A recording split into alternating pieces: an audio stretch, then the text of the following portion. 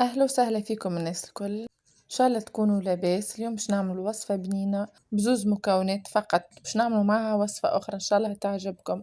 ما تنسوش باش تعملوا اشتراك، تضغطوا على زر الجرس باش توصلكم كل جديد، باش تشجعوني ونكمل معاكم إن شاء الله، وإن شاء الله ربي يبارك في صحتكم.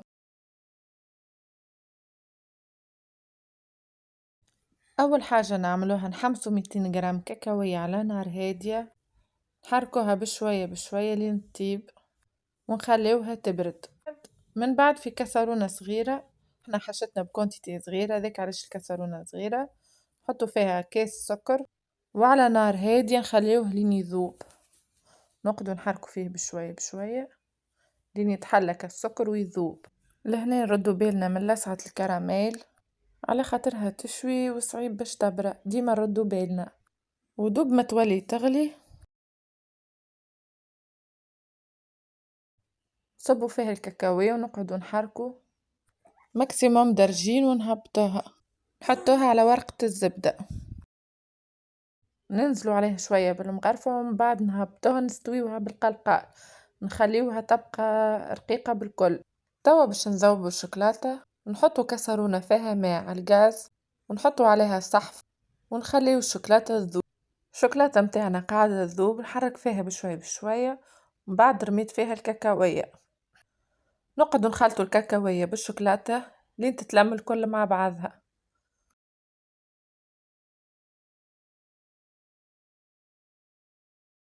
نقعدوا نخلطوا بالكدا لين تبدا تبرد الشوكولاتة على الكاكاوية. نحطوا طبق نعملوا عليه فرشة نواه كوكو، ناخذ مغرفة ونبدا بشوي بشوية نهبط في الشوكولاتة كيما في التصويرة كيكة بالضبط.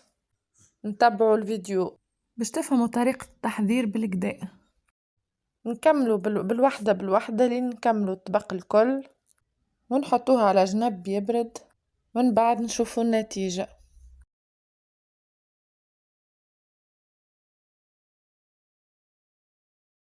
الوصفة متاعنا حضرت تبارك الله، ظاهرة تشهي على الاخر وبنينة على الاخر، والحلوى بالكاكاوية بنينة وتقرمش وكرانشي على الاخر.